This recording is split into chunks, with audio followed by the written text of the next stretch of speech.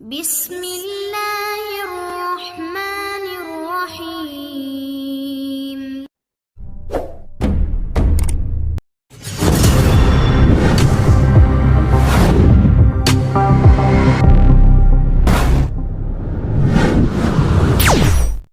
إن الحمد لله نحمده تعالى ونستعينه ونستغفره ونتوب إليه ونعوذ بالله من شرور أنفسنا ومن سيئات أعمالنا. من يهده الله فلا مضل له ومن يضلل فلا هادي له، وأشهد أن لا إله إلا الله وحده لا شريك له، وأشهد أن محمدا عبده ورسوله. قال الله تعالى في كتابه الكريم: يا أيها الذين آمنوا اتقوا الله حق تقاته ولا تموتن إلا وأنتم مسلمون. وقال تعالى: يا أيها الناس اتقوا ربكم الذي خلقكم من نفس واحدة وخلق منها زوجها وبث منهما رجالا كثيرا ونساء، واتقوا الله الذي تساءلون به والأرحام إن الله كان عليكم رقيبا. وقال تعالى: يا أيها الذين آمنوا اتقوا الله وقولوا قولا سديدا يصلح لكم أعمالكم ويغفر لكم ذنوبكم، ومن يطع الله ورسوله فقد فاز فوزا عظيما. أما بعد، فإن أصدق الحديث كتاب الله، وخير الهدي هدي محمد صلى الله عليه وسلم، وشر الأمور محدثاتها، فإن كل محدثة بدعة وكل بدعة ضلالة وكل ضلالة في النار. أعاذني الله وإياكم جميعا من النار. عباد الله، أوصيكم بنفسي بتقوى الله، فقد فاز المتقون. kaum muslimin, jamaah salat Jumat rahimani wa rahimakumullah taala. Allah tabaraka wa taala menciptakan kita di muka dunia ini dengan suatu tujuan yang mulia, bukan hanya sekedar untuk berfoya-foya, bukan hanya sekedar untuk bersenang-senang, akan tetapi untuk tujuan yang sangat agung, tujuan yang sangat mulia, yaitu beribadah kepada Allah tabaraka wa taala. Sebagaimana Allah tabaraka wa taala berfirman: "Wa ma khalaqatul jinna wal insa illa liya'budun." Dan tidaklah aku ciptakan jin dan manusia melainkan supaya mereka beribadah kepadaku. Ibadah kepada Allah tabaraka wa taala bukan hanya sekedar menjalankan rutinitas, bukan hanya sekedar melepaskan kewajiban, bukan hanya sekedar salat dan siam, akan tetapi ibadah kepada Allah tabaraka wa taala harus dijalankan sesuai dengan syariat Allah Subhanahu wa taala, sesuai dengan sunnah Nabi sallallahu alaihi wasallam, dan sesuai dengan yang diridhai oleh Allah Subhanahu wa taala. Sebagaimana kata ulama, al-ibadatu ismun jami'un. Hakikat ibadah adalah suatu nama yang mencakup likulli ma yuhibbuhu Allah wa yardah, segala yang Allah cintai dan Allah ridhai min al-aqwali wal af'ali adh-dhahirah wal batinah, baik itu ucapan, ibadah yang berupa ucapan maupun ibadah yang berupa perbuatan. Ini hakikat ibadah kepada Allah tabaraka wa taala.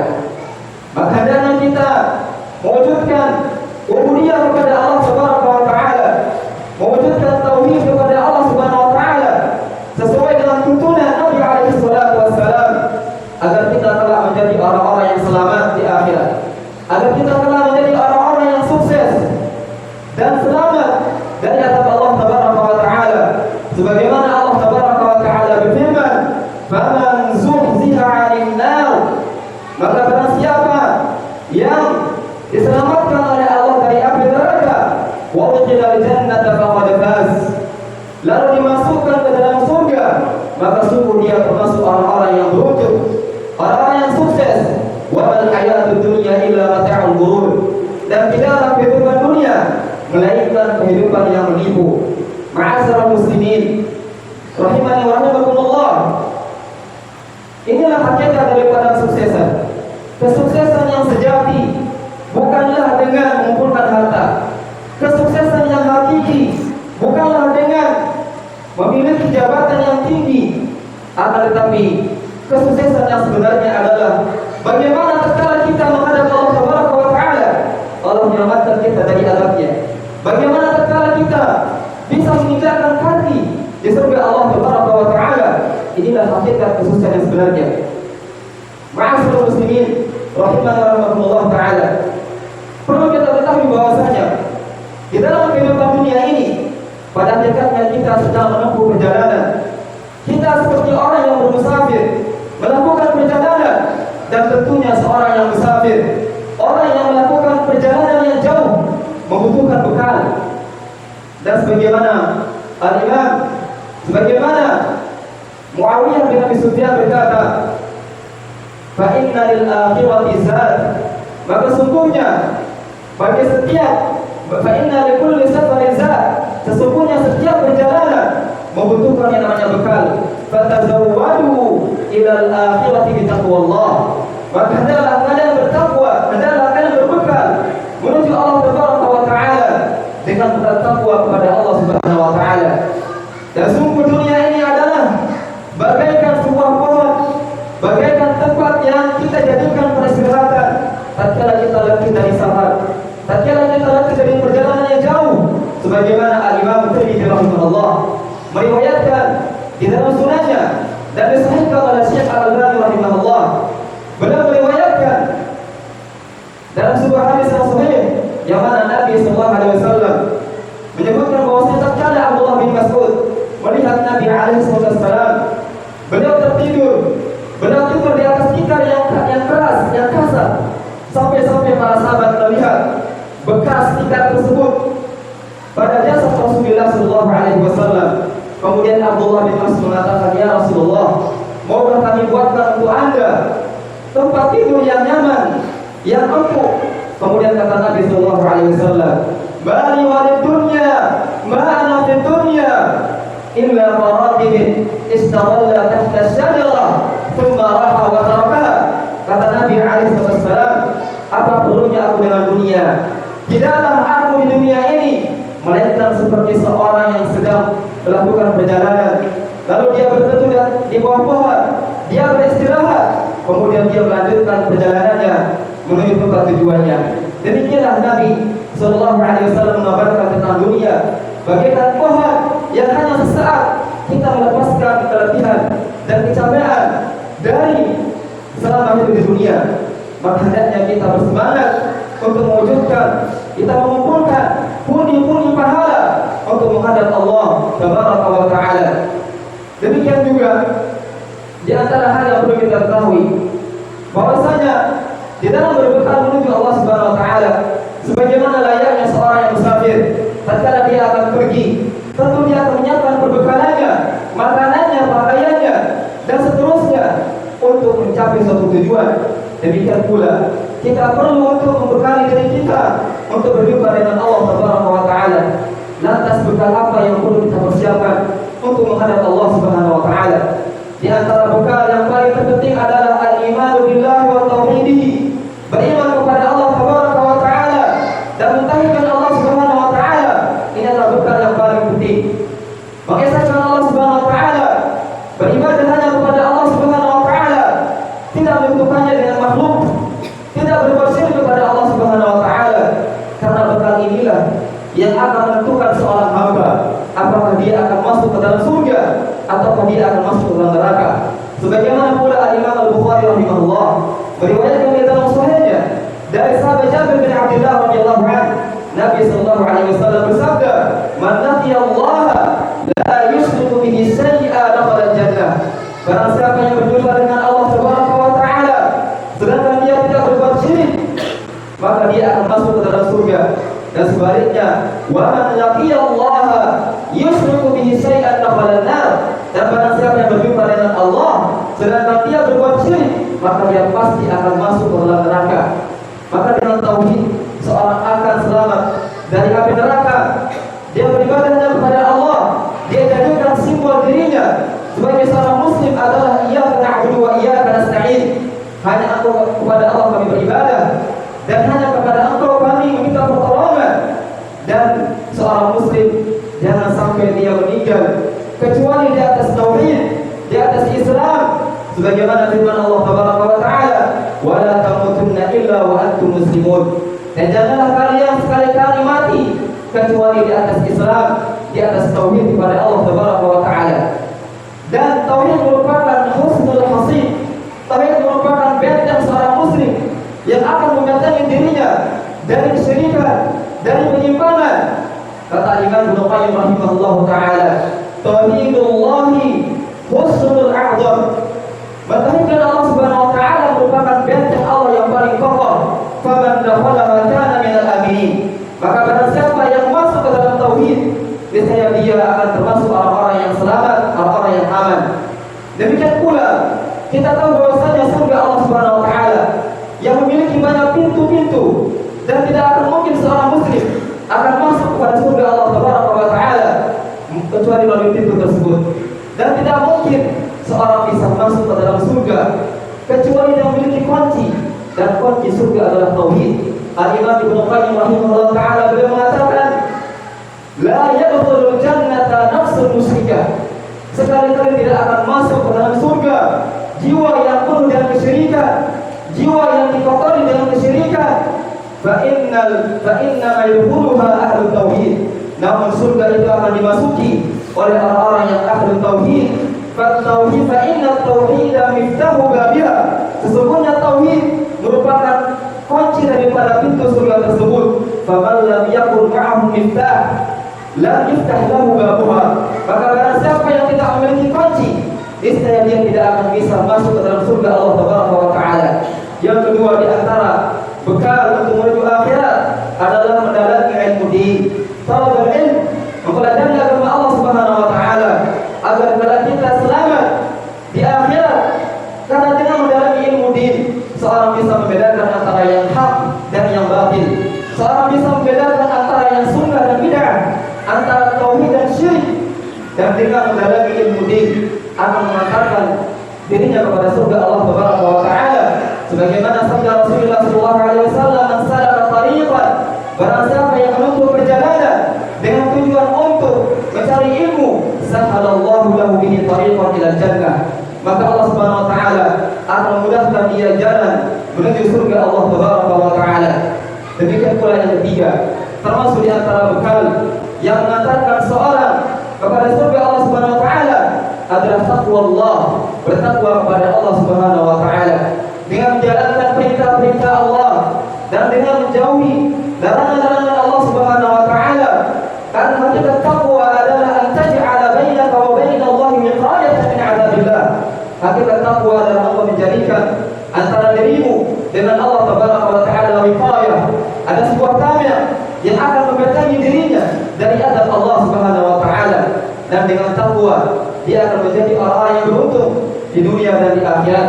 Aqulu qawli hadza wa astaghfirullah li wa lakum wa li sa'iril muslimina min kulli dhanb fastaghfiruhu innahu huwal ghafurur rahim.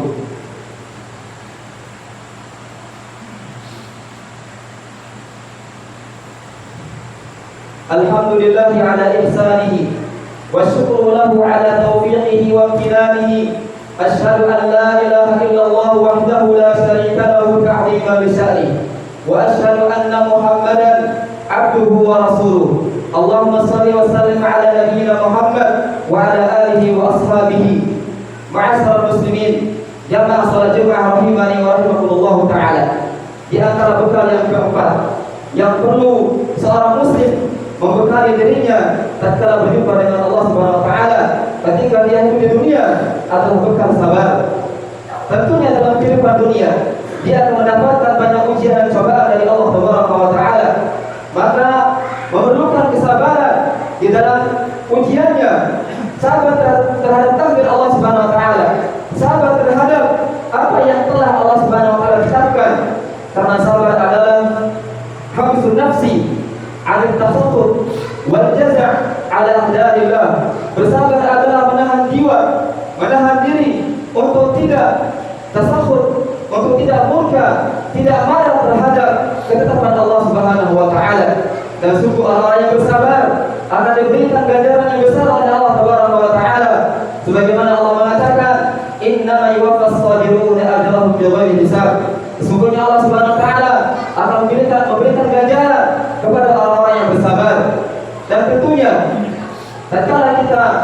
mendakwahkan agama Allah. Tatkala kita menuntut ilmu syar'i, memerlukan yang namanya kesabaran. Sebagaimana juga tatkala kita mendakwahkan agama Allah Subhanahu wa taala, memerlukan yang namanya kesabaran.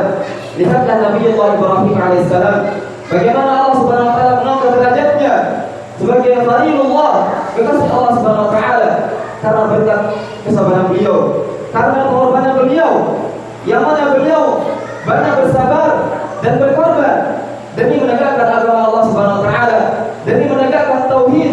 Beliau ditentang oleh ayahnya.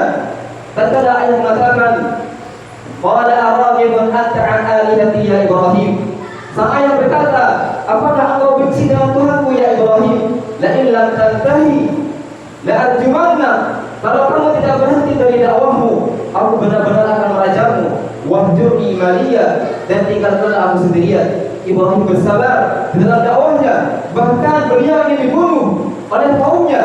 Mereka berkata, "Qala lahu bunyanan fa'alquhu fil jahim." Kaumnya berkata, "Bangunkan untuk Ibrahim bangunan yang besar dan kumpulkan kayu bakar, kemudian bakarlah kayu tersebut, fa'alquhu fil jahim, dan lemparlah Ibrahim ke dalam kobaran api tersebut." Lihatlah bagaimana Nabi Ibrahim mengorbankan jasadnya, jiwanya demi agama Allah Tabaraka wa taala. Beliau bersabar mendakwakan tauhid, mendakwakan agama Allah Subhanahu wa taala. Kemudian Allah Tabaraka wa taala menyelamatkan Nabi Ibrahim. "Qulna ya naru kuni bardan wa salaman ala Ibrahim." Wahai api, jadilah kamu dingin dan selamatkan Ibrahim dari api tersebut. Maka Ibrahim alaihissalam diselamatkan oleh Allah Subhanahu wa taala karena berkat kesabaran beliau. Dan sampai di situ Ibrahim alaihissalam, kemudian beliau harus berhijrah, meninggalkan kampung halamannya. Beliau berkata, "Qala inni dzahibun ila rabbi sayahdi." Beliau berkata, "Sesungguhnya aku akan pergi menuju Rabbku, dan Dia yang akan memberikan kepadaku petunjuk." Maka Ibrahim meninggalkan kampung halamannya untuk memenuhi panggilan Allah dan untuk mendakwakan tauhid, untuk membangun rumah Allah Tabaraka wa taala. Tatkala Allah berkata kepada Ibrahim, "Wa idh bawwa'na li Ibrahim makana al-bait." Tatkala kami menyiapkan untuk Ibrahim tempat untuk membangun Ka'bah, kemudian Allah berpesan kepada Ibrahim, "Alla tusyrik bi syai'a." Wahai Ibrahim, janganlah engkau jadikan, janganlah engkau menyekutukan Allah Subhanahu wa taala, janganlah engkau menyekutukanku. Wa tahhir baiti, dan sucikanlah rumahku. Untuk siapa? Lit-ta'ifina wal 'akifina wa ruk'is sujud. Untuk orang-orang yang tawaf, untuk orang-orang yang beribadah kepada Allah, dan untuk orang-orang yang sujud kepada Allah Subhanahu wa taala. Demikianlah pengorbanan Nabi Ibrahim alaihissalam. Beliau bersabar sehingga beliau mendapatkan gelar Khalilur Rahman, kesabarannya dalam berdakwah kepada Allah. Demikian pula kita para dai, ibrah dari perjalanan dan perjuangan Nabi Ibrahim ini memerlukan kesabaran dalam dakwah, memerlukan kesabaran di dalam membela agama Allah Subhanahu wa taala.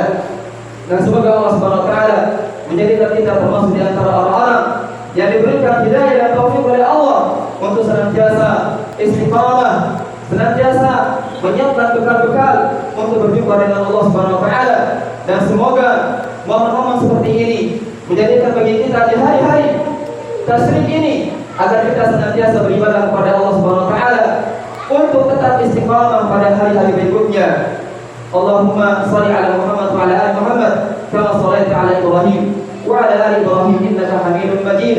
Wa barik ala Muhammad wa ala ali Muhammad kama barakta ala Ibrahim wa ala ali Ibrahim innaka Hamidum Majid. Allahumma ighfir lil muslimina wal muslimat wal mu'minina wal mu'minat al-ahya'i minhum wal amwat innaka sami'un qaribun mujibud da'wat. Allahumma zalamna anfusana wa in lam taghfir lana wa tarhamna lanakunanna minal khasirin. Allahumma ati nufusana taqwaha wa zakkiha anta khairu man zakkaha anta waliyuha wa maulaha. Allahumma ansur ikhwanana mustada'afina fi kulli makan. Allahumma ansur ahla tauhid wa dammir a'da'aka a'da'ad din ya rabbal alamin. Allahumma aslih wulata umurina biha fi hadzal bilad ya rabbal alamin. Allahumma rabbana atina fid dunya hasanah wa fil akhirati hasanah wa qina adzaban nar. Subhanakallahumma rabbana wa bihamdik asyhadu an la ilaha illa anta astaghfiruka wa atubu ilaik. Assalamualaikum warahmatullahi wabarakatuh.